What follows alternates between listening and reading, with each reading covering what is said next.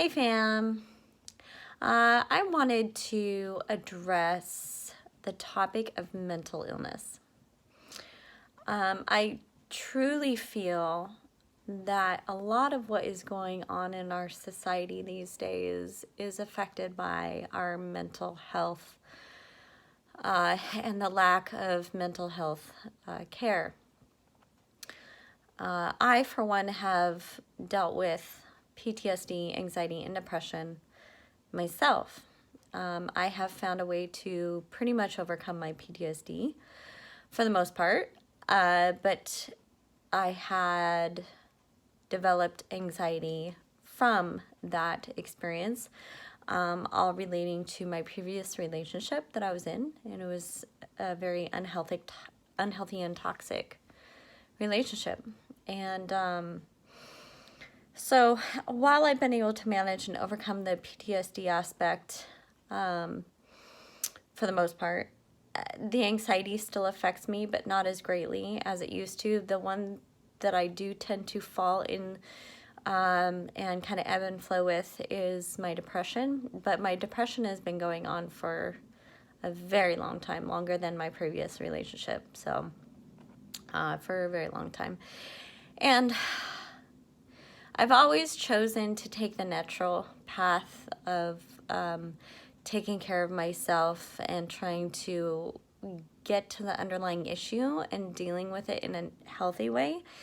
I wouldn't always say I did the best with that, but I do want to say that I've chosen to not allow my depression to eat away at me, although I have my days where I feel like just everything is just kind of falling on top of me. And that's a very natural feeling for somebody who has depression. Depression can affect different people in different ways and for various lengths of time. People may deal with depression for their whole life. In my learning and research and reading, and as well as self-reflection, I have understood a few things. One, you are not your mental illness. You are not your depression. You are not your PTSD. You are not your anxiety. What happens is that when we have these, our chemical, hormonal structures tend to become imbalanced. And so with those imbalances come a new wave of programming for the brain. And the brain wants to convince you of certain things. You're no good. You don't belong here. You have no purpose. You're not worth it. You're not smart enough. You're not pretty enough. All of that stuff. And this is all stuff that we've been fed externally. So all of a sudden, the more we hear it, or the more we think it, the more we believe it, and the more it becomes our truth. And I want to talk about depression at the moment just because depression can seem more of a steady effect versus PTSD and anxiety. You can go through episodes of like anxiety attacks and PTSD episodes of dissociation and flashbacks and nightmares and things like that. But I just want to talk about depression itself at the moment because, like I said, that's the one thing I tend to struggle with the most. And with that being said, again, with depression, I start to feel buried. And once I have a negative thought, it starts to compile and compound on my spirit. And even if it's just one day that I'm going through this, that day sucks. Like, I had already made a decision that this day is gonna suck and there's no way of getting out of it. So there are times where I'm able to get myself out of it, and other times, nope, that's gonna be my day. And it's a struggle. It's a struggle. And I know that there are people out there that know what I'm talking about, but there are certain things that I have understood when it comes to any kind of mental illness. And so I want to walk through these and have you understand from a point of view of me being through it myself and taking the time to develop an understanding for these mental illnesses and getting a healthy grasp on it, because I don't want it to overcome me. So the first thing is, we are not our mental illness. We are not our mental illness. We are not our PTSD, anxiety, or depression. So we have to understand that we were fine before it happened, and there was an event or series of events that caused it to happen. So we have to look back. We do, in a sense, have to look in the past, but in the past of who we were before this all became a part of our life. And understand, well, what did I enjoy about myself before? What were the things that I appreciated about myself before this? And kind of take from that and learn from that. Say, I want to be that again. Like, that was important to me. However, I'm not saying like the person in the past before PTSD, anxiety, and depression were your best, but they can kind of give you an example of the difference between with and without the mental illness. So keep in mind, you are not your anxiety, you are not your PTSD, you are not your depression. And again, like I said, I'm focusing more on the depression just because it tends to have kind of a more even pattern. Is that with depression, and this is my own interpretation, and I really do see this in not only myself, but other people. I'm looking at this country, I'm looking at the society, and what we're dealing with right now, from gun violence to homelessness to drug addiction to abusive relationships and anger and hatred and separation, all of these things,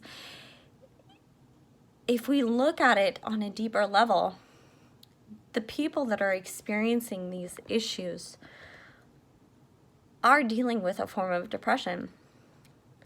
They are unhappy about something in their life. They're unhappy about who they are. And so they're taking it out in a negative manner, a very unhealthy manner, a very toxic manner, a very hurtful or even violent manner. And so while they are hurting deep inside, here we are looking at these people and judging them for their actions and not accepting the fact that they need help, not accepting the fact that they've been hurt themselves and that they're seeking attention. And of course, the way they're seeking that attention is negative attention. You've heard negative attention is better than no attention. And so kids start to develop that behavior at a very early age.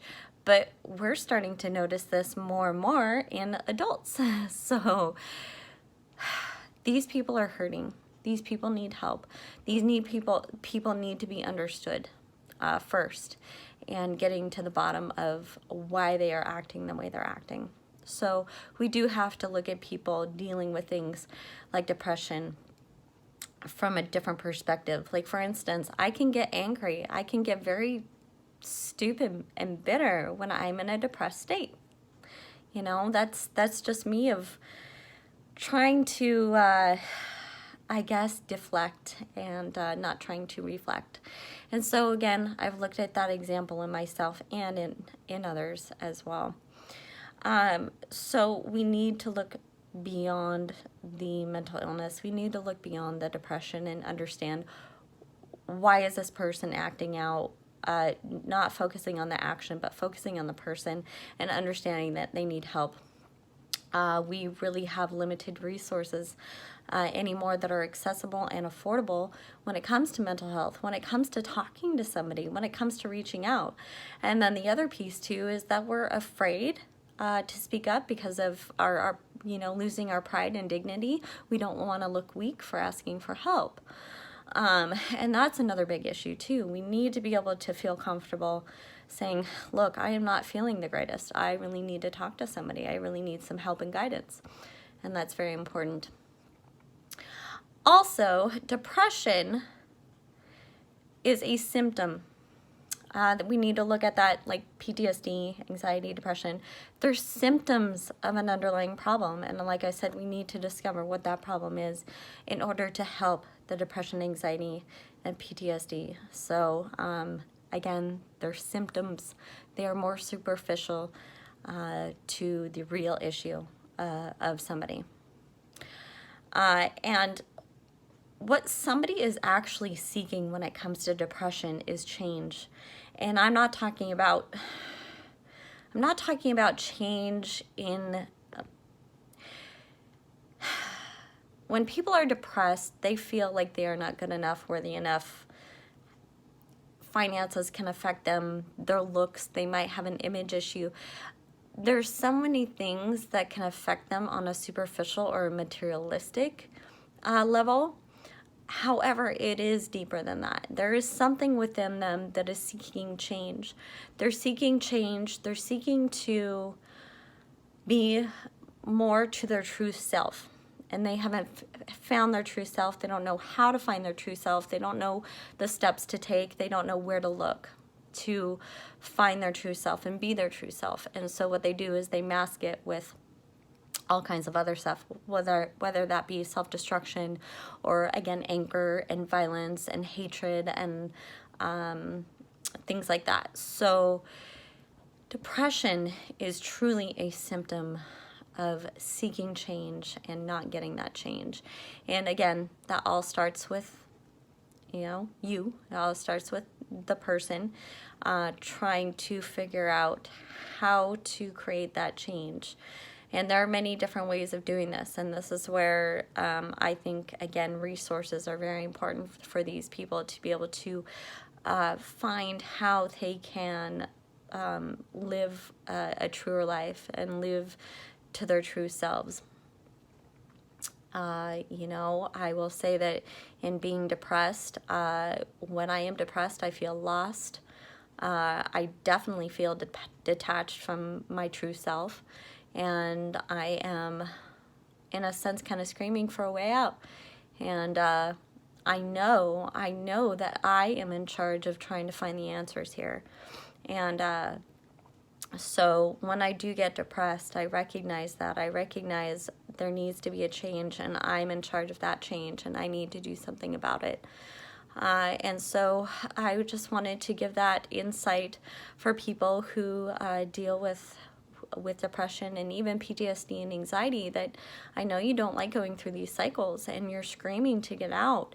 And you are, in a sense, screaming for help, but you don't know how to ask for it. And you shouldn't feel ashamed to ask for help. You shouldn't feel ashamed to seem like you're weak in asking for help or saying that you are not doing well.